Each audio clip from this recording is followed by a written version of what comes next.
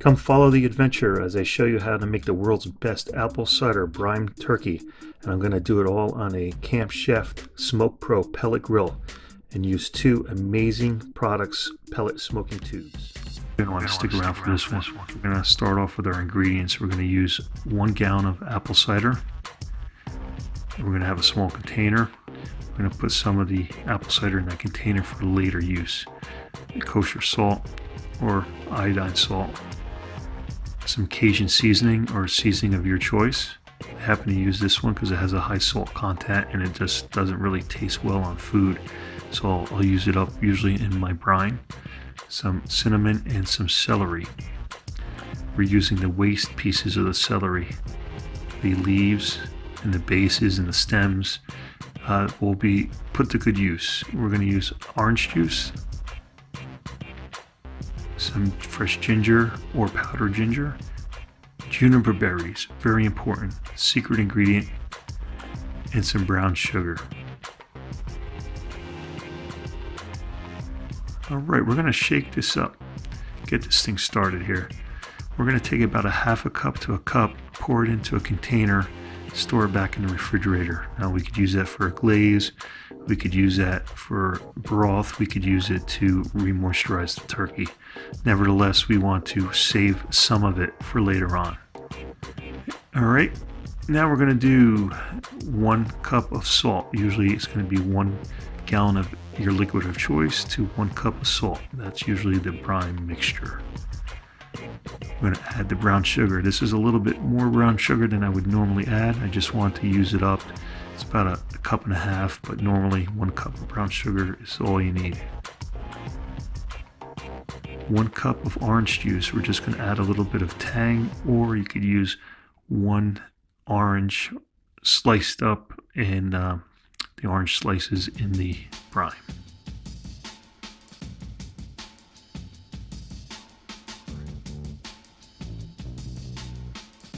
One cinnamon stick. We're going to crack it and activate it.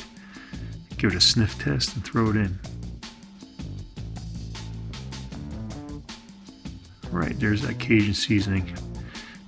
Too much salt in that Cajun seasoning, so it works well on the brine. Take our celery, our waste pieces of celery, the leaves, the bases, the stems. We're going to chop it up. We're going to take a hammer and we're going to release it a little bit by cracking it open. Key ingredient would be the ginger. We're going to cut it up into little 1/4-inch pieces. Smash it up a little bit, throw it in, and I'll back it up this time with some powdered ginger just in case.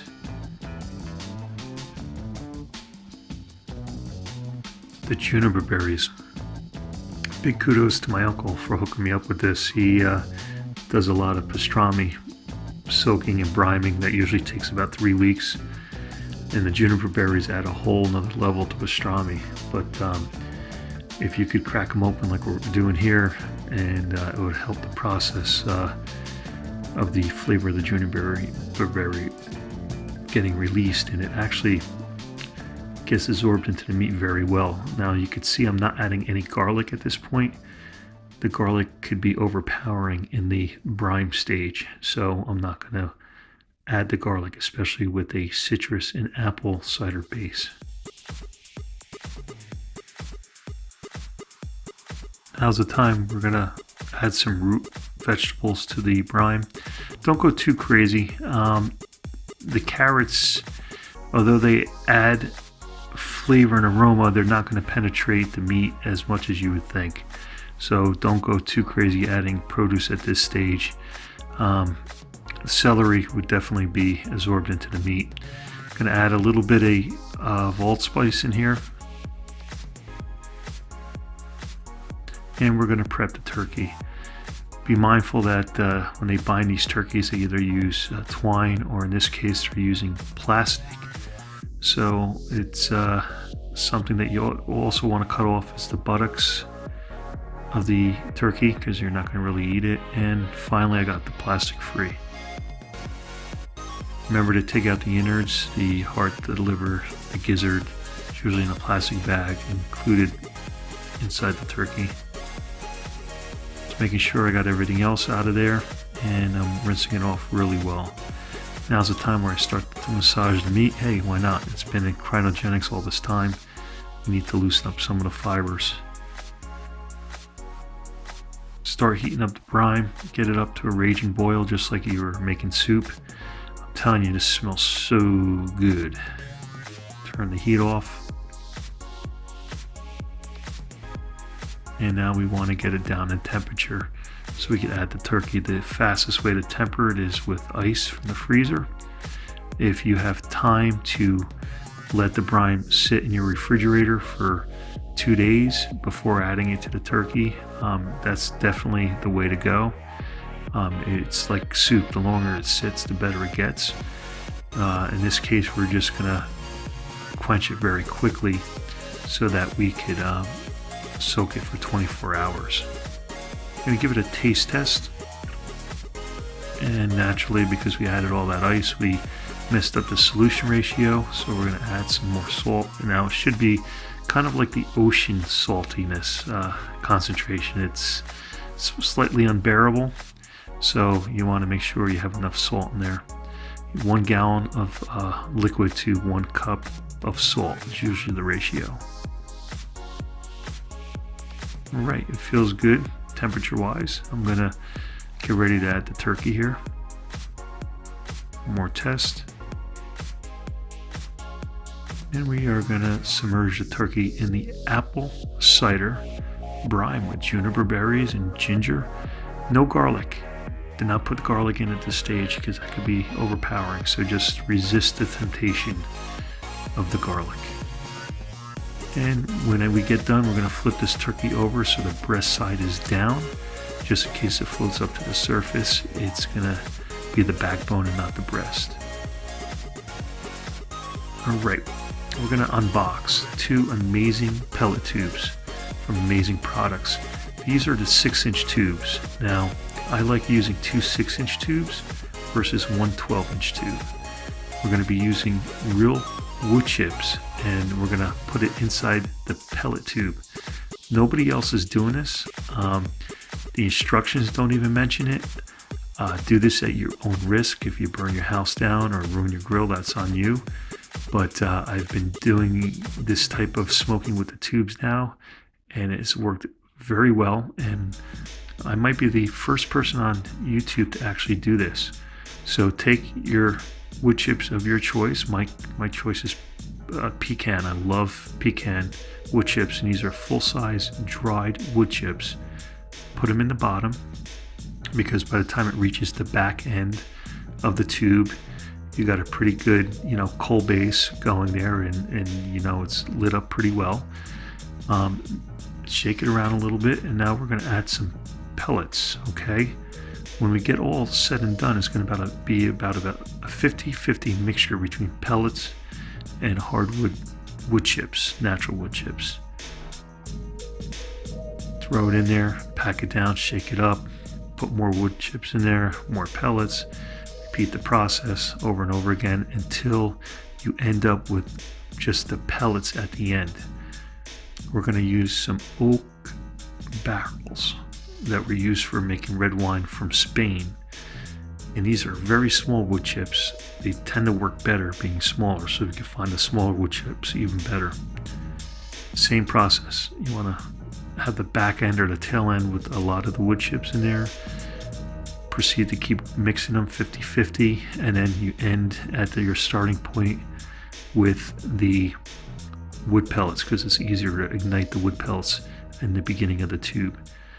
And that's what it looks like. Oh man, these things work so great, and you could use it in your propane or cold smoker. It doesn't have to be a pellet grill. This is very important. We're using a roasting pan that we picked up from Walmart. We're using it so it's going to be lifted off the pan, and we're not going to put vegetables in it. We're just going to put the turkey in it. So that's what the pan looks like when it's empty. This is what the pan looks like with the grate. And as you can see, we got great coverage there for airflow. The brine soak is all done. It's been 24 hours, and now I'm picking out the ginger pieces. We're going to reuse them later on to add inside of the turkey. We're now going to create our glaze. We're going to be using peanut oil, and we're going to do it ahead of time so it has at least 2 hours to soak and bring, and collect all the other flavors that we're mixing into it. We're still going to get that deep fried outside taste without spending $30 to $40 on a gallon of peanut oil. So we put about a cup of peanut oil in, and I'm going to be using either allspice or, in my case, pumpkin spice, because it has the nutmeg and the allspice in there already. We're just going to pour in about 2 heaping teaspoons in there, and we're going to move on to the pepper of your choice, which mine happens to be cayenne pepper. You could use paprika, you could use black pepper, whatever you prefer. And now is the time we add the garlic, and the garlic is going to be added to the glaze of the turkey. So as the turkey smokes and starts to cook, and the garlic pieces are going to caramelize, and it's going to be roasted, and it's just going to be perfect, and it's only going to flavor the outside of the turkey versus getting soaked inside of the turkey. In the back there we have some apples. Here we go, here's a close-up. We have apples, brown sugar, and cinnamon stick, plus whatever ginger we took out of the brine pieces, that is ginger pieces right there. We're putting it back inside the turkey. Now we're mixing this up, and we're going to add it inside the cavity of the turkey. This is not considered stuffing by any means. All we're doing is adding some fresh elements that will add aroma and transfer moisture to the cooking process. So instead of using a beer can, we're using apples, and you have to calculate your cook time based on a unstuffed turkey. This is not a stuffed turkey. There's going to be a big air gap in the cavity of the turkey, and that's going to allow for the smoke to move around and penetrate. Especially with a bird this size, is 20 pounds, we want to try to cook this as fast as possible, and we have to cook it unstuffed. I'm going to add some probes. These are poultry probes. They got a little picture on the gauge, one for a drumstick and one for a breast. We're also going to leave the pop-up timer, the pop-up thermometer in the turkey. It's not hurting anybody. I'm going to leave it in there, not a big deal. Most people on YouTube take it out because they're too prideful, but I'm going to leave it in there. Here we go, the grill's all set. I'm going to show you a trick on how to light the pellet tubes. Normally I would use a butane or propane torch, but I'm going to use fat wood because I think most people who barbecue or have campfires or chimalea would have fat wood laying around. You want to take the fat wood and you want to break it apart. It works better or best when you break it apart where the fibers are exposed, and we took little pieces of it almost the same size of the pellets and put it in the beginning opening of the pellet tubes, and you can see how fast they lit up. They just took off. Now this is an all-natural product. It's made from the base of pine trees, so there's no chemicals or harmful chemicals going into this process. But it also allows for a quick ignite of the pellet tubes. Otherwise you'd be sitting there with a propane torch trying to light this. So this is an alternative for people that don't have propane torches around. Okay, it's been 1 hour, and we purposely let the turkey dry off. We didn't want to add this glaze for 2 reasons. One, we wanted it to sit and all the flavor of the garlic and other seasonings get absorbed in the oil. Ouch. Ooh, ow. Should have used gloves. And 2, now we're putting it on the turkey when the turkey is fully dry. I didn't really have to pat dry the turkey or towel dry it. I let the air from the smoking Camp-Rite pellet smoker, it's almost like a conventional oven because it's always moving air, do the work. I'm taking the wing tips and I'm tucking them underneath the turkey so that the wing tips don't burn and overcook. Just throw it back there and look at that. Look at those pellet tubes, how much work they're doing there, how much smoke they're adding. Look at that smoke. That is not typically the pellet smoker doing that work. that is the pellet tubes, because I'm trying to cook this at a high temperature.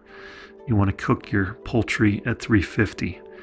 Here's a problem. It's 27 degrees outside right now on Thanksgiving, and I'm trying to get my pellet stove to 350. It's not getting up there in temperature just because it's so cold out, and there's such a big 20-pound turkey in there.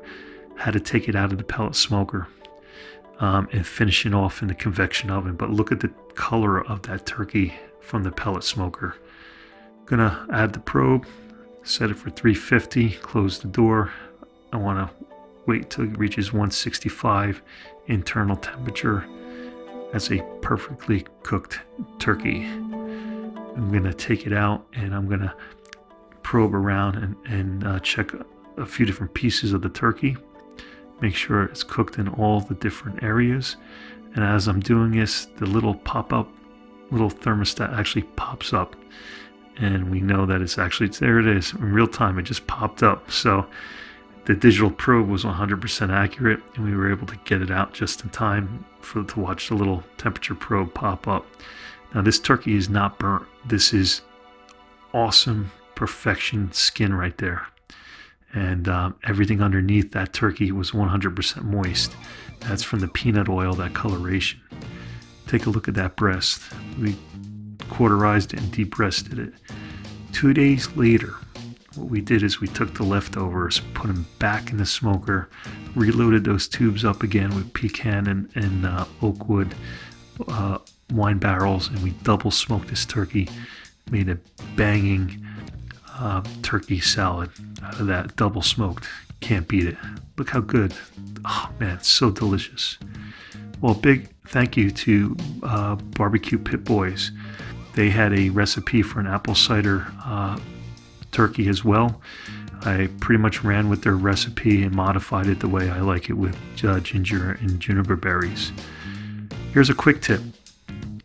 I do not like brining in anything plastic because it's hard to sterilize. So use the big old pots that you have, stainless steel or aluminum, brine in them, use them for your poultry, clean them out with soap and water, then throw them on your grill with high heat. That's right, you're gonna sterilize those pots and pans with heat, kill all that salmonella. Hey, well, thank you for watching this video. Please like and share. I hope that you learned something, and I could provide you with more adventures in barbecuing. Thank you.